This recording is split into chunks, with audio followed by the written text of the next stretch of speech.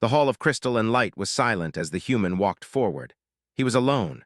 The chamber was vast, built for beings taller, broader, and older than any human. Pillars shaped like frozen lightning rose to the ceiling, glowing softly with alien energy. Rows of nobles and commanders stood on raised platforms, their eyes fixed on the small figure crossing the floor. Some watched with curiosity, others with open contempt. The human wore a dark pressure suit, smooth and unmarked except for faint scratches earned in deep space. His helmet hid his face completely. With every step, the sound of his boots echoed, far louder than felt appropriate for someone so small. At the far end of the hall sat the queen. She was massive, her body supported by a living throne grown from crystal and metal. Her crown was not a symbol, but a natural part of her form, sharp and radiant. She had ruled the empire for centuries. Entire species had knelt before her without being asked.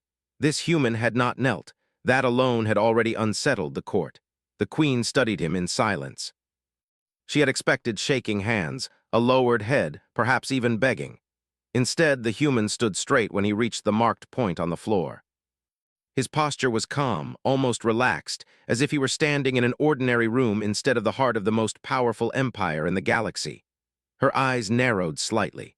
"Human," the queen said, her voice amplified by the hall itself, layered with authority. "You stand before me as the final representative of your species." The human inclined his head just enough to show respect, but not submission.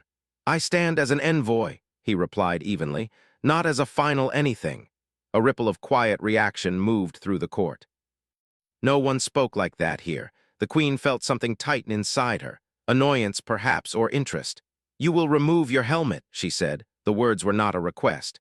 They were a command that had broken stronger wills than his. The human did not move right away. For a brief moment, the queen wondered if he would refuse. That would make things simple. Refusal would mean punishment. Punishment would mean fear. Fear would restore order. But after a short pause, the human reached up. His hands moved slowly, deliberately. He disengaged the seals with practiced ease. A soft hiss filled the air as the helmet unlocked. He lifted it off and held it under one arm. The hall froze. The queen felt it before she understood it. A sharp, sudden sensation in her chest, like missing a step she had walked 1,000 times. The human's face was exposed now. He was older than she expected. Lines marked his skin, not from weakness but from time. A long scar ran from his temple to his jaw, pale and clean, the mark of something that had nearly killed him and failed. His hair was short and dark, touched with gray, but it was his eyes that caught her attention.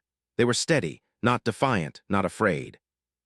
They held the calm focus of someone who had faced worse things than this room and survived. Around her, nobles shifted uneasily. Some had expected a monster, others had expected something fragile. No one had expected this. The queen leaned forward slightly. "So," she said slowly, "this is what humanity sends." The human met her gaze without challenge. "This is what we are," he answered. The queen studied him more carefully now. Her kind had evolved to read weakness instantly. Fear showed itself in posture, scent, energy. She sensed none of it. The human's heartbeat was steady, his breathing slow. Whatever emotions he felt, they were controlled. That disturbed her more than open rebellion would have. "You know why you are here?" she said. "Yes," the human replied. "You demanded surrender." A murmur spread through the hall. The word itself was heavy with meaning. "And yet," the queen said, "your species has not complied. Your fleets withdraw instead of kneeling. Your worlds prepare but do not beg. Explain." The human did not answer immediately.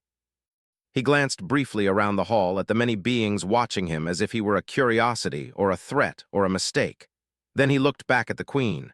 "We don't kneel easily," he said, "not because we think we are stronger than you, but because we learned long ago that survival doesn't come from obedience." The queen's fingers tightened against her throne.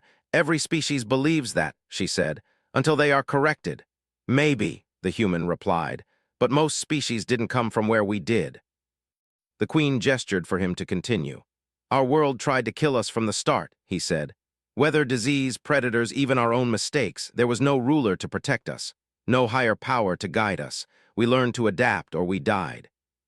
We learned to stand up even when standing meant pain." His voice was calm, almost quiet. That made the words heavier. The queen searched his face for exaggeration. She found none. "You are still here," she said, "which means you succeeded." "Yes," the human said.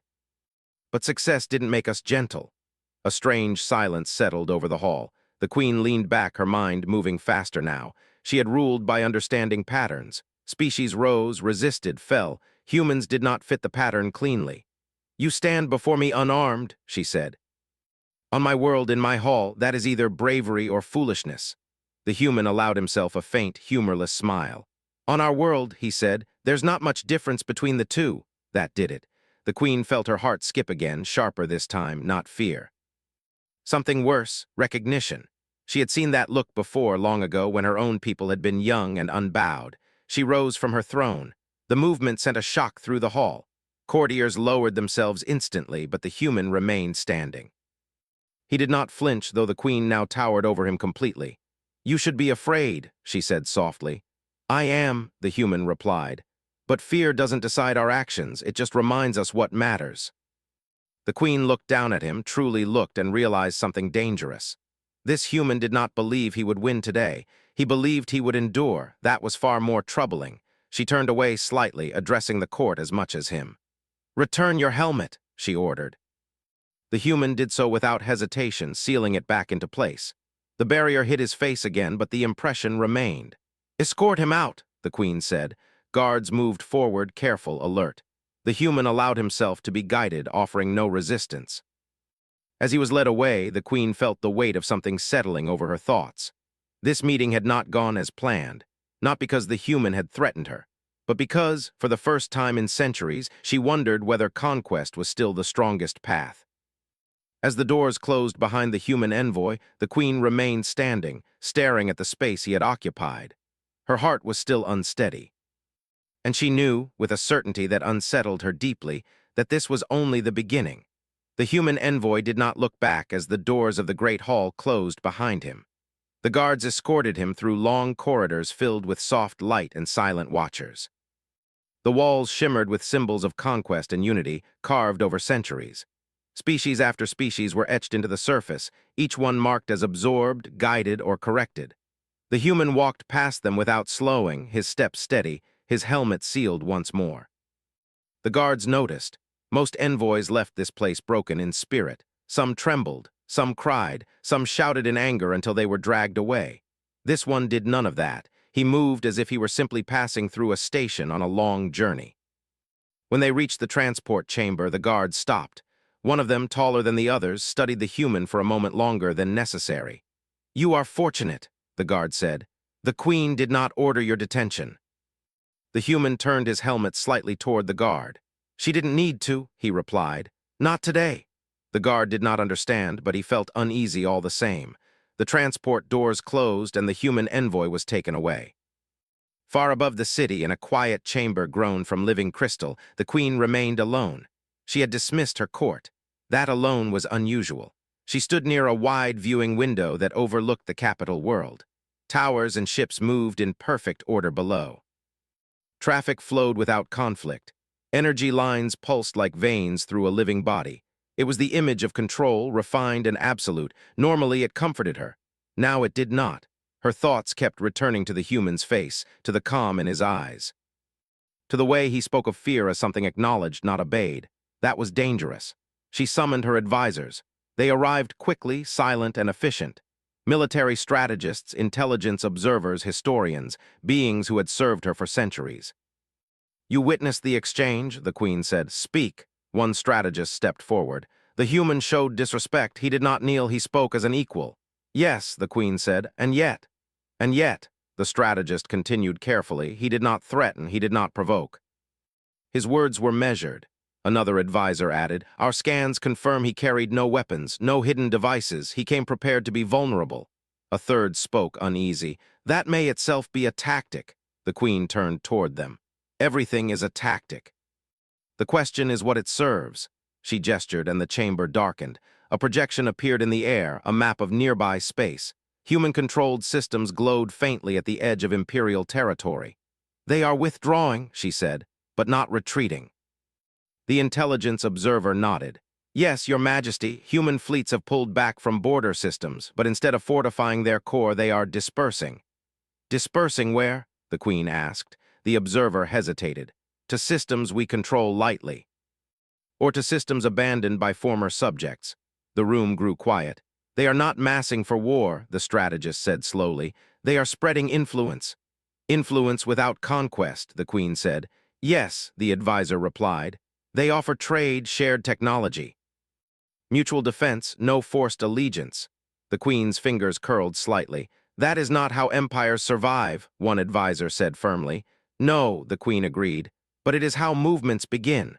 She dismissed them with a gesture. When they were gone, she ordered a deeper analysis of human history. The data streams flowed into her private chambers. Records of Earth, a harsh world, unstable climate, frequent disasters, long periods of division followed by sudden cooperation. Near extinctions, recovery. Advancement, again and again. Humanity did not grow in a straight line. It fell, broke, and rebuilt itself stronger each time. That pattern troubled her. She remembered her own people's early days, before the empire, before control had replaced resilience. They had once survived through adaptability, not dominance. At some point, they had chosen certainty over struggle. The Queen realized she did not know if that choice had been strength or fear. Meanwhile, far from the imperial capital, the human envoy returned to his ship. The vessel was small compared to imperial standards, functional, scarred, built for endurance rather than elegance.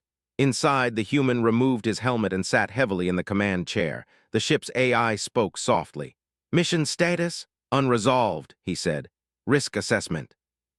He leaned back, closing his eyes briefly. High, but acceptable. The AI paused. Your stress indicators are elevated. Yeah, he said. That happens when you stand in front of someone who can erase your species with a word. And yet, the AI observed, you did not display fear responses. The human opened his eyes. I was afraid, he said. I just didn't let it drive. The ship slipped into faster-than-light travel, carrying him back toward human space. As days passed, reports spread across the empire. Minor systems requested renegotiation of terms. Former subject species delayed tribute shipments. Trade routes shifted subtly, favoring human-linked networks. None of it was open rebellion. That was what made it dangerous. The Queen called another council. This is not coincidence, she said. Humans are not conquering territory, they are changing expectations. They cannot challenge us militarily, one advisor said. Not directly, the Queen replied. But neither did the ideas that broke our rivals long ago. She studied the map again. Send envoys, she ordered. Observe, do not provoke. What if humans see this as weakness? An advisor asked. The Queen's eyes hardened. Then they will learn we still remember how to fight. Yet even as she said it, she felt uncertainty, because fighting was something humans understood very well. On a neutral station between empires, a meeting took place. The human envoy sat across from representatives of 3 different species, all former subjects of the empire. Their postures were cautious, curious. We're not here to replace one ruler with another, the human said. We're here to offer options. What happens when the empire responds? One asked. The human met their gaze. Then we endure, he said. Together if you choose. They did not answer right away, but they did not refuse. Back on the capital world, the Queen watched the stars through her window. She remembered the human's words. Fear doesn't decide our actions. She wondered when her empire had begun letting fear make decisions for it. For the first time in centuries, the Queen felt the future pulling away from certainty. And somewhere deep within her, the uneasy thought took root that humanity was not running from the empire. It was inviting it to change. Whether the empire could or would remain to be seen, the shift did not happen all at once. At first it was only small things, a missed tribute shipment here, a delayed military response there. On the surface, the empire still looked strong. Its fleet still patrolled the main trade routes. Its banners still flew over hundreds of worlds. But beneath that surface, something was changing. The Queen felt it every day. Reports arrived constantly now, filling her chambers with soft light and moving data. Systems once loyal were asking questions instead of following orders. Governors were requesting revised agreements, not rejecting authority outright but testing its shape. That alone would have been manageable. What troubled her was where the questions were coming from. Human contact points appeared again and again in the data. Trade hubs, relief stations, shared research posts, always just outside imperial control, always offered freely. No force, no threats, choice. The Queen had ruled long enough to know how dangerous that word could be. She summoned the human envoy again. This time the meeting did not take place in the Great Hall. Instead, it was held in a smaller chamber, private and quiet. No court, no guards in sight. Only the Queen and the human standing across from each other in a room filled with soft, neutral light. The human removed his helmet before being asked. That, too, was a change. "You are spreading," the Queen said. "We are connecting," the human replied. "You undermine my authority." The human shook his head slowly. "We don't tell anyone to rebel, we just don't tell them to obey." The Queen studied him. "Do you deny that this weakens the Empire?" "No," he said honestly, "but weakness doesn't come from options. It comes from refusing to adapt." The words struck deeper than she expected. She turned away, pacing slowly. "You think yourselves wise," she said, "but you do not understand the scale of what you disrupt." "We do," the human said. "That's why we're careful." She faced him again. "Careful enough to risk war?" The human met her gaze. "Careful enough to survive one?" Silence stretched between them. "You believe endurance is victory," the Queen said. "We believe it's necessary," he answered. "Winning is something else." The Queen felt something stir in her memory. Old lessons, old debates from before her reign, before the Empire had hardened into certainty. "What happens," she asked, "if I decide this experiment ends today?" The human did not hesitate. "Then people will remember who offered them a voice, even if we lose everything else." That was the revelation, not a threat, not defiance, a statement of faith. The Queen dismissed him again, but this time she watched him leave longer. After he was gone, she ordered the release of classified archives, the earliest records of her species, the ones rarely studied. She watched old footage, read ancient debates. Her people had once faced a choice much like this: control or cooperation, stability or growth. They had chosen control. It had worked, until now. Meanwhile, across human space, preparations continued, not for attack, for resilience. Human worlds adjusted trade networks to function without central routes. Civilian fleets trained in evacuation and repair, not combat. Scientists shared data openly with non-human partners. No speeches, no declarations, just action. The Empire's military grew restless. Admirals argued for decisive strikes, quick demonstrations of power to restore order. The Queen listened but did not agree. "Power that must be displayed constantly is already weakening," she said. That answer unsettled them. Then came the incident. An Imperial patrol encountered a human convoy escorting refugees from a former subject world. Tensions rose, weapons charged. A single mistake could have ignited open conflict. Instead, the human ships powered down their weapons completely. They did not flee, they did not threaten. They waited. The patrol commander hesitated. This was not in any doctrine. There was no protocol for an enemy who refused to act like one. By the time higher command responded, the convoy had passed through peacefully. The story spread, not as propaganda, as confusion. The Queen read the report herself. She imagined the human envoy standing in her hall again, calm and steady. Fear doesn't decide our actions. For the first time, she wondered if her empire still understood courage. She called for the human one last time. This meeting was different again. They stood side by side, looking out through a vast window at the stars. "I built this empire to prevent chaos," the Queen said. "And it worked," the human replied. "Yes," she said, "but I fear I prevented growth as well." The human did not interrupt. "My people forgot how to endure," the Queen continued. "We replaced it with control." She turned to him. "Humans endure because you must. What happens when you no longer have to?" The human considered the question carefully. "Then we'll have to choose," he said. "Just like you did." The Queen felt the weight of centuries press down on her. "And if I choose wrongly again?" she asked. "Then someone else will survive you," the human said gently. "That's not cruelty, that's life." She closed her eyes. When she opened them, her decision was clear. The empire would change, not overnight, not without resistance, but it would change. She issued the first decree of reform in centuries: autonomy charters, shared councils, voluntary alliances. Shockwaves rippled outward.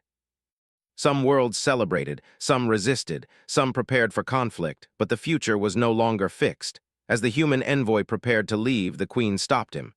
"You removed your helmet the first time I asked," she said.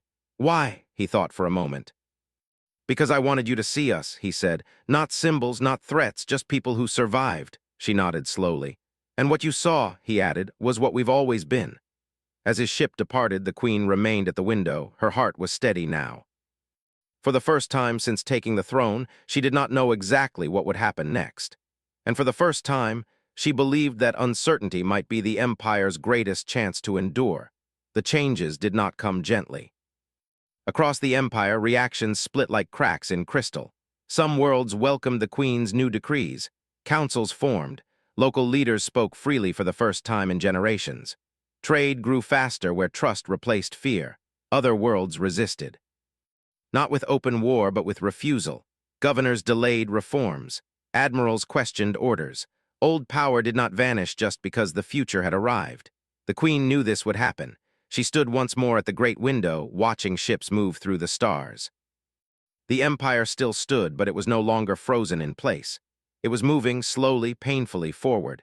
Humanity did not celebrate. That surprised many observers. There were no grand broadcasts, no claims of victory. Human worlds continued their work quietly, reinforcing supply lines, helping allies rebuild, sharing technology without demanding loyalty in return. They behaved as if the story was not finished, because to them it was. The human envoy returned home. He was greeted not as a hero, but as a worker who had done his part. He reported, debriefed, then returned to ordinary duty. That too confused outside observers. Why did humans not raise statues to him? Because humans understood something the Empire was only beginning to relearn. No single person carries the future alone. Months passed. Tension faded but never fully disappeared. There were setbacks. A few systems broke away violently and collapsed without Imperial support. Humanity offered aid anyway, not as rulers, not as saviors, as neighbors. The Queen watched these moments carefully. Every time humans helped without gaining power, her certainty grew. One day, she called the human envoy again. This time, she did not summon him. She invited him. They met on a neutral world beneath an open sky. No throne, no guards. Just stone, wind, and distant stars. You could have taken advantage, the Queen said, when the Empire weakened. Yes, the human agreed. Why didn't you? He looked at the horizon before answering. Because we've been the ones who collapsed before. We know what it feels like when someone kicks instead of helps. The Queen nodded slowly. My people once believed control was safety, she said. Now they must learn that trust is risk. And growth, the human added. She smiled faintly. It was not a gesture she used often. The galaxy noticed. Other powers began to shift their strategies. Conquest slowed. Diplomacy grew complex. Humanity was no longer underestimated, but neither were they feared in the old way. They were respected. That was the true HFY moment, though no one called it that. Not domination, not annihilation, endurance with restraint.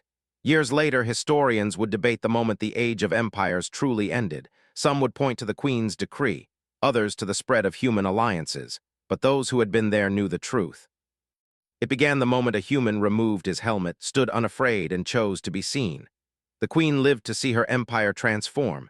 It became smaller in some ways, stronger in others, not eternal but alive.